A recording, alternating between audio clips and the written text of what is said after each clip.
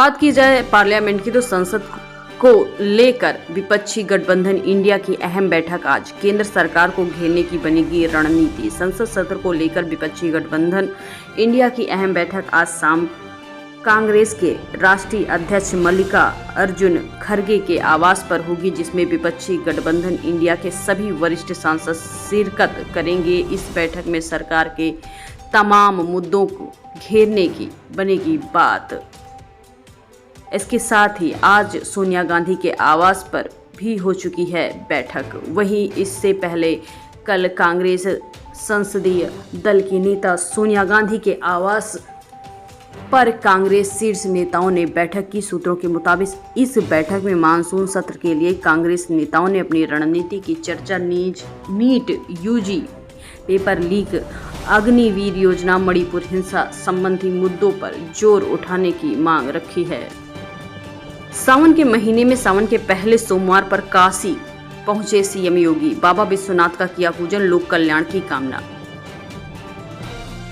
मुख्यमंत्री योगी आदित्यनाथ ने श्रावण के माह में पहले ही दिन वाराणसी पहुंचकर सीएम योगी ने गोरक्ष पीठाधीश्वर योगी आदित्यनाथ ने सोमवार को श्री काशी विश्वनाथ में आदि योगी के दर्शन किए। बाबा ने गर्भगृह में जाकर 1604 पूजन कर लोक कल्याण की कामना की। इसके पहले मुख्यमंत्री योगी आदित्यनाथ ने काशी विश्वनाथ मंदिर प्रांगण में श्री काशी विश्वनाथ धाम अन्न सेवा वैन को भी रवाना किया। मंदिर के भोजनालय में बने भोजन को ये 5 वैन हॉस्पिटल और संस्कृत विद्यालयों में पहुंचाएगी।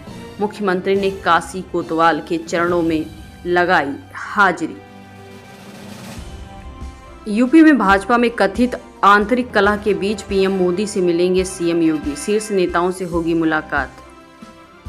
सीएम योगी 27 जुलाई को पीएम नरेंद्र मोदी से मुलाकात करेंगे। योगी के अलावा पार्टी के शीर्ष नेता भी उनसे मुलाकात करेंगे। लोकसभा चुनाव में बुरे प्रदर्शन के कारण उत्तर प्रदेश भाजपा में शुरू हुआ आंतरिक कलह के बीच 27 जुलाई को पार्टी का केंद्रीय नेतृत्व अहम बैठक कर सकता है। इस दिन प्रदेश के CM Yogi Adityanath NITI Aayog governing council की बैठक में शिरकत करने दिल्ली आएंगे। इसी दिन उनकी पीएम मोदी सहित पार्टी के शीर्ष नेताओं के साथ बैठक हो सकती है। गौरतलब है कि बीते हफ्ते केंद्रीय नेतृत्व की प्रदेश अध्यक्ष भूपेंद्र चौधरी डिप्टी सीएम केशव प्रसाद मौर्य से मुलाकात हो चुकी है। इन मुलाकातों के दौरान शीर्ष नेतृत्व में आम चुनाव में पार्टी के बुरे प्रदर्शन का फीडबैक लिया गया है। चौधरी ने हार संबंधी कारणों से पार्टी अध्यक्ष जेपी नड्डा और पीएम मोदी को अवगत कराने के लिए गृह मंत्री अमित शाह के साथ बैठक की है। यूपी प्रदेश में ज्यादातर जिलों में सूखा रहा सावन का पहला दिन। कई जिलों में न्यूनतम तापमान में हुई बढ़ोतरी। यूपी से मानसून ने मुंह फेर लिया है। सावन के पहले दिन भी प्रदेश के ज्यादातर जिलों में सूखे की स्थिति बनी रही। उमस और धूप लोगों को बेहाल करती दिखी। सावन की शुरुआत हो चुकी है। उम्मीद यही थी कि सावन से मौसम बदलेगा, लेकिन सोमवार को सावन के पहले दिन प्रदेश के ज्यादातर जिलों में धूप या बादल रहे। ज्यादातर इलाकों में सावन का पहला दिन सूखा रहा। मुजफ्फरनगर में 115.2 mm और मेरठ में 48.4 mm बारिश रिकॉर्ड की गई। नजीबाबाद, बलिया, चुर्क में कुछ बरसात रिकॉर्ड दर्ज हुआ। आगरा में तापमान 39.5 डिग्री, प्रयागराज में 38.8 डिग्री रहा। इसके साथ ही तपिश उमस के बीच सावन के शुष्क मौसम की शुरुआत हो चुकी है। सावन मन भावन यानी चारों तरफ हरियाली, रिमझिम फुहारों का महीना। सोमवार से सावन की शुरुआत हुई, लेकिन मौसम विभाग ने तो रिमझिम फुहारों की उम्मीद भी जताई थी, पर सारा दिन तेज तपिश और उमस से गुजरा।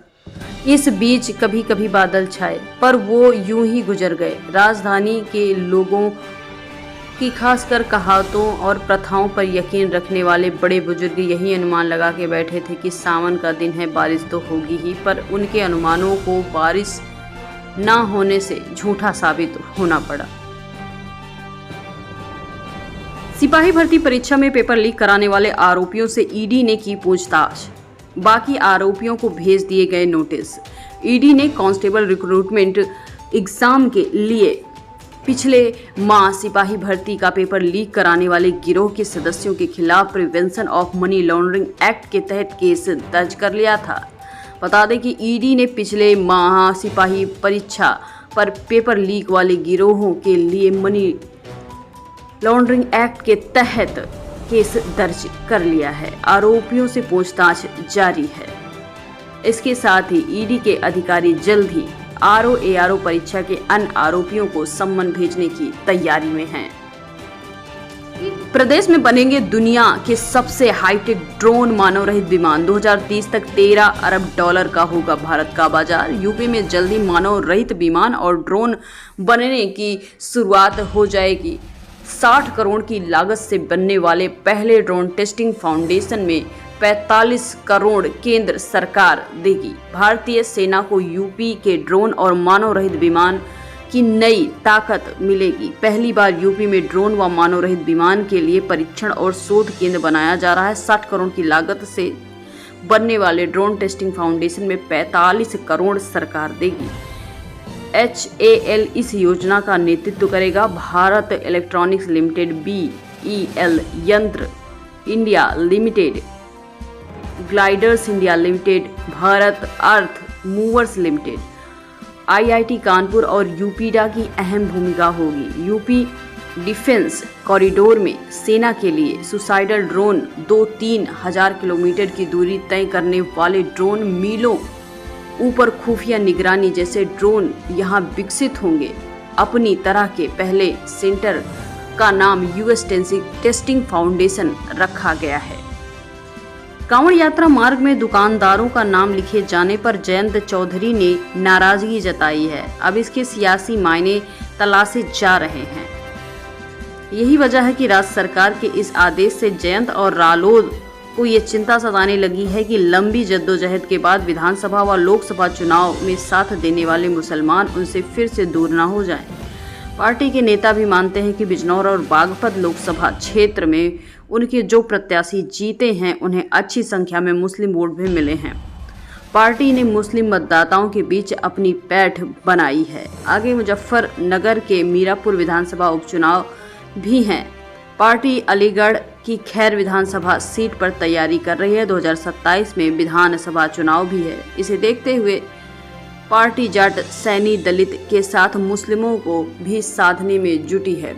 इससे वो मुस्लिम मतदाताओं को नाराज नहीं करना चाहते। यही वजह है कि जयंत इस मामले का खुलकर समर्थन नहीं कर रहे। हालांकि वो इसका विरोध करने का सुझाव दे रहे हैं। सीएम की बैठक में नहीं गए राजभर, केशव प्रसाद मौर्य से मिले। दोनों नेताओं की मुलाकात ने बढ़ई सियासी की हलचल मचा दी है। लोकसभा चुनाव परिणामों को लेकर मुख्यमंत्री मंडलवार जनप्रतिनिधियों के साथ चुनाव की समीक्षा कर रहे हैं। इसी कड़ी में सीएम ने सोमवार को आजमगढ़ मंडल की बैठक बुलाई, लेकिन राजभर उस बैठक में नहीं पहुंचे। मुख्यमंत्री योगी आदित्यनाथ द्वारा सोमवार को आजमगढ़ में बुलाई गई बैठक में भाजपा अध्यक्ष और पंचायती राज मंत्री ओम प्रकाश राजभर शामिल नहीं हुए। अलबत्ता उन्होंने राजधानी में उप मुख्यमंत्री केशव प्रसाद मौर्य से मुलाकात कर एक नई सियासी चर्चा को जन्म दिया है। केशव के आवास पर हुई मुलाकात में दोनों नेताओं के बीच करीब आधे घंटे की बातचीत चली है।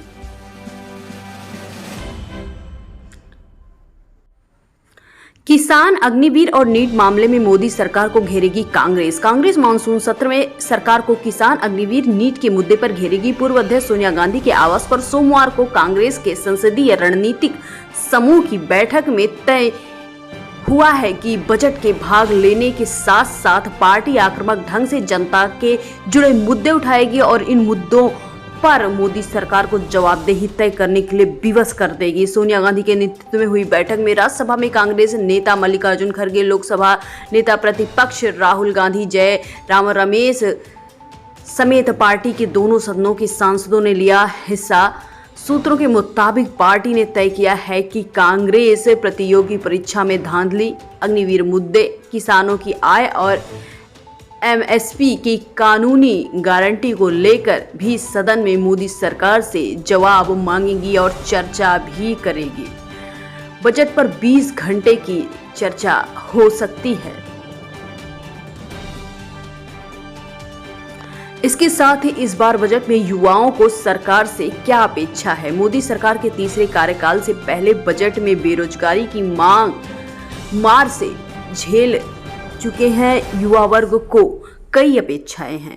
वर्तमान में देश में युवा वर्ग के सामने सबसे बड़ी समस्या रोजी रोटी सुनिश्चित करने की है। युवा वर्ग की ओर से लगातार सरकार से इस दिशा में मजबूत कदम उठाने की अपील की जा रही है। मोदी सरकार ने पहले 2 कार्यकाल में skill India, make in India के जरिए युवाओं को रोजगार से जोड़ने के कदम उठाए हैं। वे कदम जमीन पर ना काफी साबित हुए। ऐसे में युवा इस बार उम्मीद कर रहे हैं कि उनकी भलाई के लिए कुछ न कुछ गंभीरतापूर्वक कदम उठाए जाएंगे। हवाई फेयर की बात नहीं आएगी। महिलाओं को भी बजट से काफ़ी उम्मीद है।